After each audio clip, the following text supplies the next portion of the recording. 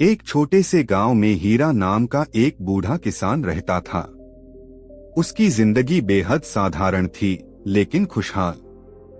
हीरा के 3 बेटे थे।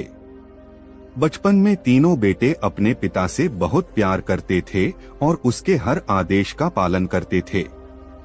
हीरा ने अपनी पूरी जिंदगी अपने बेटों की परवरिश और खुशियों में लगा दी।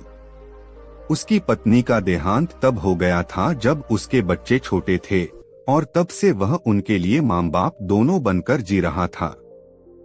हीरा के पास थोड़ी सी जमीन थी, जिससे वह खेती करके गुजारा करता था। उसने अपनी मेहनत और संघर्ष से अपने बच्चों को बड़ा किया और पढ़ाया लिखाया। उसे उम्मीद थी कि उसके बेटे बड़े होकर उसकी देखभाल करेंगे और उसका सहारा बनेंगे। समय बीतता गया और बेटे बड़े हो गए। मोहन शहर में नौकरी करने चला गया। सोहन ने गांव में ही एक छोटी दुकान खोल ली और रोहन ने खेती करना जारी रखा। कुछ समय तक सब कुछ ठीक चला, लेकिन जैसे जैसे वक्त गुजरा, बेटों की सोच और व्यवहार बदलने लगे। अब वे अपने पिता को बोझ समझने लगे थे। मोहन शहर में अपनी नौकरी और परिवार में व्यस्त हो गया। सोहन ने अपनी दुकान से अच्छी कमाई शुरू कर दी और रोहन भी अपने परिवार के साथ व्यस्त रहने लगा। हीरा धीरे धीरे अकेला पड़ने लगा। उसके शरीर में कमजोरी आने लगी और वह खेती करने में असमर्थ हो गया।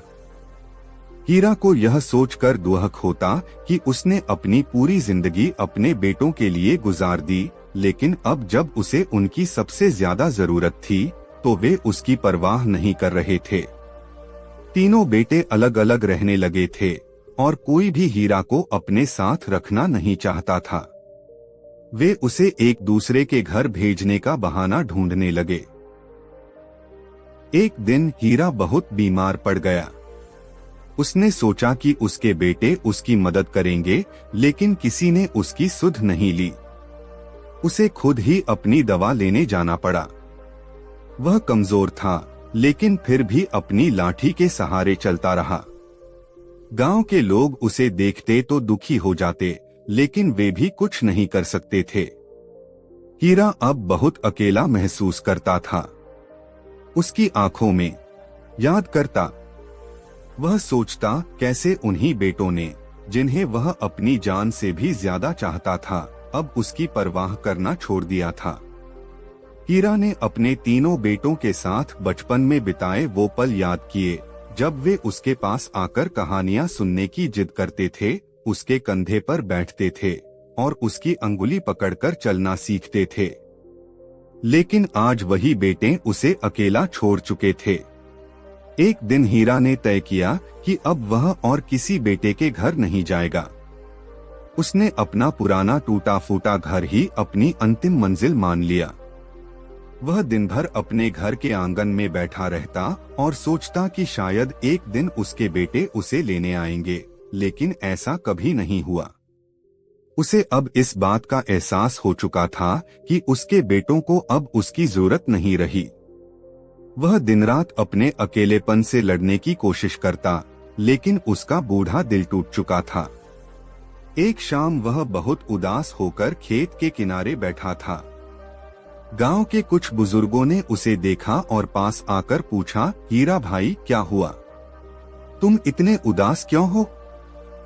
हीरा ने गहरी सांस ली और धीरे धीरे कहा, क्या कहूँ भाइयों, मैंने अपनी जिंदगी अपने बच्चों के लिए जी, उन्हें अपने हाथों से पाला पोसा, लेकिन अब जब मुझे उनकी जरूरत है तो उन्होंने मुझे भुला दिया। वे मुझे अपने साथ नहीं रखना चाहते। अब तो बस यही सोचता हूँ कि क्या इसी दिन के लिए मैंने इतनी मेहनत की थी। गांव के बुजुर्ग उसकी बातें सुनकर दुखी हुए, लेकिन कुछ कह न सके। सभी जानते थे कि हीरा की हालत खराब हो रही है, लेकिन कोई भी उसके बेटों को समझाने की हिम्मत नहीं कर पाया। कुछ ही समय बाद हीरा की तबीयत और बिगड़ गई। वह इतना कमजोर हो गया कि बिस्तर से उठ भी नहीं पाता था। गांव के लोग कभी कभी उसकी मदद करने आ जाते, लेकिन कोई हमेशा उसके साथ नहीं रह सकता था। उसके तीनों बेटे अपने अपने जीवन में व्यस्त थे और हीरा के लिए उनके पास समय नहीं था। आखिरकार एक ठंडी रात हीरा ने अपने जीवन की आखिरी सांस ली। उसके शरीर को गांव के कुछ लोगों ने मिलकर दफनाया, लेकिन उसके बेटों में से कोई भी उसके अंतिम संस्कार में शामिल नहीं हुआ। गांव के लोग यह देखकर बहुत दुखी हुए और इस घटना ने उन्हें एक गहरी सीख दी कि माता-पिता का सम्मान और उनकी देखभाल करना हर बच्चे का सबसे बड़ा कर्तव्य है। हीरा की कहानी गांव के हर घर में एक उदाहरण बन गई।